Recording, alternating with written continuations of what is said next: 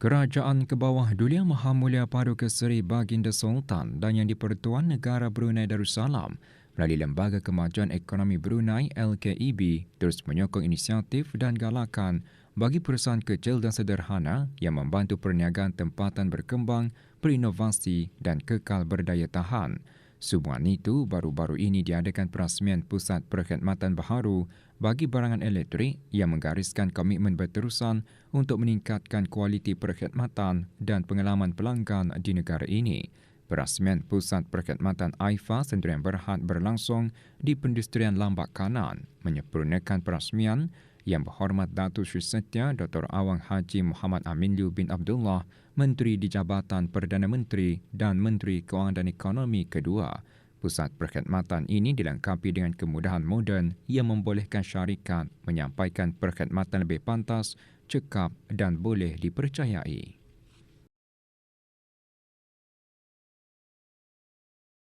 Festival Bandar Brunei menjadi platform untuk menghubungkan peniaga, pelabur, pelancong, masyarakat, agensi kerajaan dan sektor swasta. Ia sekaligus mengukuh peranan Bandar Seri Begawan sebagai hub ekonomi bandar dalam kawasan pertumbuhan ASEAN Timur, Brunei, Indonesia, Malaysia, Filipina, BIMYAGA. Festival dirasmikan di kawasan letak kereta Jalan Bendahara, Bandar Seri Begawan. Perasmiannya disempurnakan oleh Yang Berhormat Datuk Seri Setia Dr. Awang Haji Abdul Manaf bin Haji Metusin, Menteri Sumber-Sumber Utama dan Pelancongan. Festival menampilkan pelbagai aktiviti berimpak tinggi yang menyokong aspirasi pembangunan bandar yang mampan, berdaya saing dan berorientasikan rakyat. Jualan runcit dan perkhidmatan makanan dan minuman bagi suku tahun ketiga 2025 mencatat penurunan. Jabatan Perancangan Ekonomi dan Statistik Kementerian Keuangan dan Ekonomi dalam siaran medianya mengongsikan penurunan jualan runcit sebanyak 2.3% berbanding suku tahun ketiga 2024 didorong oleh penurunan hasil jualan dalam beberapa aktiviti, antaranya gedung serbaneka, pasaraya, peralatan komputer dan telekomunikasi.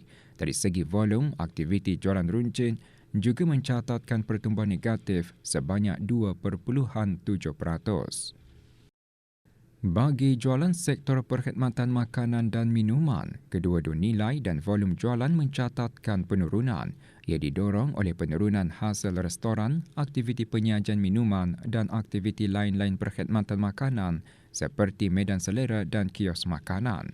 Manakala dari segi volum, perkhidmatan makanan dan minuman mencatatkan pertumbuhan negatif. Laporan penuh bagi kedua-dua aktiviti boleh diperoleh melalui laman sesawang JPES. Keluaran dalam negeri kasar KDNK Negara Brunei Darussalam pada harga tetap mencatatkan peningkatan 0.03% tahun ke tahun pada suku tahun ketiga 2025. Jabatan Perancangan Ekonomi dan Statistik JPES Kementerian Keuangan dan Ekonomi dalam siaran medianya menyatakan KDNK meningkat daripada 4,875.3 juta dolar Brunei pada suku tahun ketiga 2024 kepada 4,876.8 juta dolar Brunei. Sektor minyak dan gas meningkat 2%, manakala sektor bukan minyak dan gas mencatatkan penurunan 1.8%. Peningkatan sektor minyak dan gas didorong oleh peningkatan pengeluaran gas asli berikutan pemulihan operasi selepas aktiviti penyelenggaraan dan peningkatan pengeluaran gas asli cecair yang didokong oleh bekalan gas yang mencukupi. Walau bagaimanapun pengeluaran minyak mentah menurun berikutan aktiviti penyelenggaraan berjadual dan tidak berjadual. Penurunan sektor bukan minyak dan gas disumbangkan oleh penurunan subsektor-subsektor termasuk pembuatan produk petroleum dan kimia, perkhidmatan kerajaan, perkhidmatan kesihatan dan pembinaan. Pada harga semasa, ekonomi pada suku tahun ketiga 2025 adalah 4,778.2 juta dolar Brunei, menurun daripada 5,011.4 juta dolar Brunei pada suku tahun ketiga 2024. Sektor bukan minyak dan gas menyumbang 55.4%, manakala sektor minyak dan gas menyumbang 44.6%. Mengikut aktiviti ekonomi, sumbangan utama KDNK bagi suku tahun ketiga 2025 adalah sektor industri, diikuti sektor perkhidmatan serta sektor pertanian, perhutanan dan perikanan. Laporan penuh KDNK suku tahun ketiga 2025 boleh diperoleh melalui laman sesawang JPES. Brunei Darussalam Central Bank BDCB telah menerbitkan Indeks Sentimen Perniagaan BSI bagi bulan November tahun 2025. BSI bertujuan mengukur tahap keyakinan perniagaan di negara Brunei Darussalam dalam pelbagai aspek, termasuk keadaan semasa dan jangkaan bagi iklim perniagaan, pelaburan, pengambilan pekerja dan kos menjalankan perniagaan. Indeks utama BSI iaitu Subindeks Keadaan Perniagaan dicatat pada tahap 50.0 menunjukkan keadaan perniagaan keseluruhan kekal stabil dan tidak banyak berubah berbanding bulan sebelumnya. Sentimen neutral didorong oleh kebanyakan perniagaan yang melaporkan operasi seperti biasa dengan pandangan optimistik dan pesimistik yang seimbang. Bagi 1 bulan kehadapan, indeks meningkat sedikit kepada 50.1, mencerminkan keyakinan terhadap peningkatan perbelanjaan pengguna menjelang akhir tahun, termasuk pembayaran gaji dan bonus, jualan akhir tahun serta persediaan musim perayaan. Subindeks pelaburan kekal optimistik melebihi paras 50, didorong oleh pembelian mesin, naik taraf peralatan dan projek baharu. Namun pengambilan pekerja mencatat sedikit penurunan kepada 49.9, manakala kos perniagaan dijangka meningkat pada bulan Disember tahun 2025. Maklumat lanjut boleh didapati di laman sesawang BDCB dan akaun Instagram @centralbank.brunei. Pengeluaran padi sejak 5 tahun kebelakangan adalah dalam lingkungan 3,500 tan metrik sehingga 4,100 tan metrik setahun. Pertumbuhan keluaran industri padi yang perlahan ini adalah disebabkan oleh cabaran-cabaran yang dihadapi oleh para peladang seperti cuaca yang tidak menentu, fenomena El Nino dan La Nina serta serangan-serangga perosak tumbuhan. Perkara tersebut antara yang dikongsikan oleh penolong pengarah dan ketua bahagian industri padi Jabatan Pertanian dan Agri Makanan semasa temu bual bersama RTB. Kajian kesesuaian varieti yang bukan saja menumpukan kepada kawasan-kawasan yang mempunyai sistem pengairan tetapi juga kepada kawasan-kawasan yang belum mempunyai sistem pengairan yang lengkap. Pemantauan ladang menggunakan drone yang dilengkapi dengan sensor yang membolehkan pihak Jabatan Pertanian dan juga para peladang mengenal pasti masalah-masalah dengan awal di ladang, meningkatkan kesuburan tanah, menggunakan pendekatan pertanian regeneratif, menggunakan baja-baja organik yang dihasilkan di negara ini untuk meningkatkan kesuburan tanah. Sementara Awang Muhammad Johrizwan bin Abdullah alias Raden mengongsikan beliau mengusahakan beberapa varieti padi termasuk BDR5 secara tradisional. Hasil pekuratannya padi ini tani mengikut keadaan musuh dan musim. Kalau terkena banjir, kurang nilainya. Kalau terkena musuh lagi yang awalnya, yang musuh suruk, makan padi pun kurang juga. Jadi sudah berbuah macam di belakang ini, masalahnya yang besar adalah burung pipit. Payah mengawal, jadi sanalah tani dah dapat menilaikan berapa punya kualiti banyak hasil itu. Penanaman dan produktiviti padi diharap dapat meningkatkan pengeluaran padi negara dan kadar sara diri beras di samping membolehkan para pengusaha menjana pendapatan sendiri. Musim pelancongan pelayaran negara 2025 berakhir dengan ketibaan kapal Coral Geographer dari kota Kinabalu dengan membawa 81 penumpang. Lawatan dari kapal berkenaan menutup musim pelancongan tahun lalu dengan kejayaan. apabila sejumlah 15 kapal pelayaran antarabangsa singgah di negara ini bagi tahun 2025. Para penumpang pula mencecah 28,776 orang berbanding 17,860 orang pada tahun sebelumnya.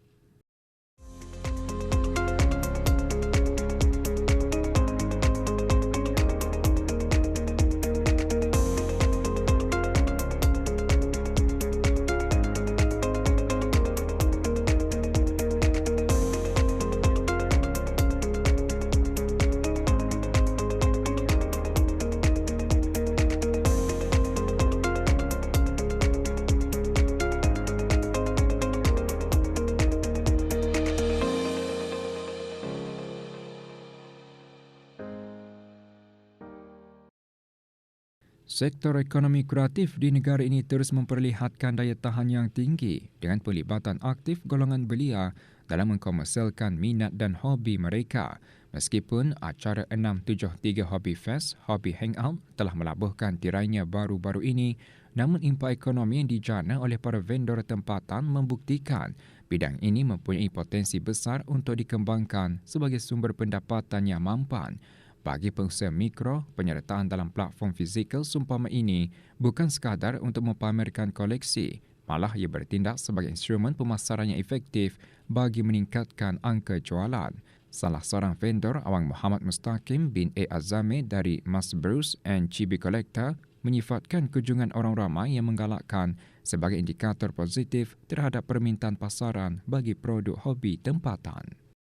Pada pendapat saya lah, hobi macam ni insyaAllah dapat jadi pendapatan sampingan lah untuk belia-belia masa ni atau yang akan datang lah. Kalau benar-benar berminat, insyaAllah mungkin boleh dijadikan juga pendapatan utama lah. Acara ni boleh memberikan kami lebih exposure ke pihak halayak ramai lah. So lebih ramai yang tahu produk kami, hobi kami dan apa-apa yang kami jual ni lah. Dalam pada itu, aspek nilai tambah dalam ekonomi kreatif turut ditekankan melalui penghasilan produk kraftangan unik. Bagi pemilik jenama ichjasyan.pn, Awang Muhammad Ishraq bin Muhammad Zaki, transisi daripada perniagaan secara dalam talian kepada interaksi bersemuka di acara pasar memberikan dimensi baharu dari segi penghargaan pelanggan terhadap nilai seni kaitan. Pendedahan secara langsung ini bukan sahaja membantu dari segi jualan, malah membina kepercayaan pengguna terhadap kualiti produk hasil tangan belia tempatan. Lebih interaktif. Kalau macam I have a online business which I think most people here ada online business juga, tapi this one it's more dapat bertanya, dapat bercakap macam tu, and everyone gets to appreciate lah, even if people yang indah akan nampak barangan ni ada orang punya social media dapat datang sini dan melihat lah macam tu. Yeah, good exposure. Kejayaan para pengusaha ini dalam mempelbagaikan punca pendapatan melalui kreativiti mencerminkan dinamisme golongan belia dalam menyahut seruan kerajaan bagi memperkasakan sektor perusahaan mikro, kecil dan sederhana. Transformasi hobi kepada kerjaya komersial ini dijangka terus menjadi pemacu penting dalam menyokong kepelbagaian ekonomi negara menuju wawasan Brunei 2035. Berbelanja di negara sendiri dapat membantu para peniaga tempatan meningkatkan penghasilan serta kualiti perkhidmatan dalam memenuhi permintaan pelanggan. Ia sekaligus memberikan peluang pekerjaan kepada penduduk dan rakyat di negara ini. Antara kebaikan berbelanja di negara sendiri, ia lebih menjimatkan berbanding berbelanja di luar negara kerana tidak perlu mengeluarkan perbelanjaan lain seperti kos penginapan dan kenderaan mahupun tempahan tiket penerbangan. Budaya berbelanja di negara sendiri juga diharap dapat terus diamalkan bagi memastikan ekonomi negara kekal kukuh dan mampan. Berbelanja di negara sendiri yang sebenarnya bagus supaya dapat menolong petani punya negeri dan dapat juga memberi orang-orang petani kerja indah pun banyak sedikit. Jadi ringan juga beban kerjaan petani. Itu mengelakkan daripada duit kita itu mengalir keluar. Jadi secara otomatik lah kita ni orang Brunei ni diperpegaikanlah acara-acara macam event-event itu sudah alhamdulillah. Perbelanjaan di negara sendiri amat penting kerana ia dapat membantu merancangkan ekonomi tempatan serta menyokong peniaga dan usahawan dalam negara. Melalui perbelanjaan di dalam negeri sendiri, peluang pekerjaan dapat diwujudkan dan sekaligus meningkatkan pendapatan masyarakat setempat. Dapat mengurangkan pengaliran wang ke luar negara dan menyumbang kepada kestabilan serta pembangunan ekonomi negara kita ini. Produk kampung sememangnya melambangkan identiti, keunikan serta kekuatan komuniti setempat, khususnya apabila produk berkenaan diusahakan secara kolektif oleh penduduk kampung itu sendiri. Inisiatif Satu Kampung Satu Produk Satu Kes Satu Pi yang dilaksanakan di Balai Raya Kampung Menengah Daerah Temburong menjadi contoh kejayaan komuniti melalui penghasilan karipap mini. Penghasilan karipap mini ini diusahakan oleh Biro Wanita Majlis Perundingan Kampung MPK Kampung Menengah dengan mengekalkan cita rasa asli. Ia ditambah baik dari segi kualiti, pembungkusan serta strategi pemasaran agar lebih berdaya saing. Menurut Ketua Kampung Menengah, pelaksanaan program Satu Kes Satu Pi telah membuka peluang sosioekonomi serta memperkenalkan hasil produk kampung kepada masyarakat umum. Dari segi sokongan pula yang telah diberikan oleh Majlis Perundingan Kampung adalah dalam mengadakan kursus-kursus latihan dalam mengekalkan hasil produk yang berkualiti. Selain itu juga dari segi jualan pula Majlis Perundingan Kampung serta Jabatan Daerah ada menyediakan peluang-peluang berniaga di expo-expo dan juga jualan mingguan yang diadakan di tamu mingguan. Dan yang terbaru Jabatan Daerah dan juga Majlis Perundingan Kampung ada menyediakan kios. Itu kios yang diadakan di setiap hujung minggu yang bertempat di ruang legal seperti di Pekan Bahar. Selain membantu meningkatkan ekonomi komuniti, inisiatif Satu Kes Satu Pi turut menggalakkan semangat kerjasama, berdikari dan kesawanan dalam kalangan penduduk kampung. Selain itu, ia juga dapat memperkukuhkan jalinan komuniti setempat melalui penghasilan produk beridentitikan tempatan. Harapan saya agar orang ramai sentiasa menyokong produk-produk tempatan ini, terutama sekali produk-produk yang ada di daerah Temburong ini kebanyakannya ianya menjual makanan-makanan tradisi kita ni. Kalau bukan kita ni, siapatah lagi yang akan mengekalkan dan mengenalkan kepada generasi penerus serta pelancong-pelancong yang dari luar. Pengusaha kraftangan tempatan terus memainkan peranan penting dalam memelihara warisan budaya di samping menjana ekonomi masyarakat setempat. Pelbagai inisiatif dilaksanakan bagi memperkenalkan hasil kraftangan tempatan ke peringkat yang lebih luas melalui penyertaan dalam ekspo dan platform digital. Bidang kraftangan kreatif tempatan semakin berkembang dengan penglibatan masyarakat kampung termasuk golongan belia. Penyertaan pengusaha dalam ekspo-ekspo anjuran pelbagai pihak memberi peluang kepada mereka untuk memperkenalkan hasil kraftangan kepada orang ramai dan pelancong. Masa ni kraftangan kami sudah ada yang mengenali lah dari segi pelancongan sama dari jabatan daerah-daerah ada menjemput kami juga ke expo-expo. Kalau pasal pengusaha ni semua orang kampung terlibat. Banyak sudah ikut membuat sama-sama membuat kraftangan ni. Orang muda pun ajar juga. Perpaduan tu ini adalah salah satu untuk mengukuhkan perpaduan kampung kami pasal kami boleh berkomunikasi sama-sama, membuat kerja sama-sama untuk menjayakan kami punya bisnes ini. Perniagaan dalam talian terus mencatatkan perkembangan positif di negara Brunei Darussalam. Platform media sosial kini menjadi medium utama para usahawan tempatan untuk memasarkan produk dan perkhidmatan masing-masing, merangkumi pelbagai sektor antaranya makanan, fashion, kecantikan dan perkhidmatan digital.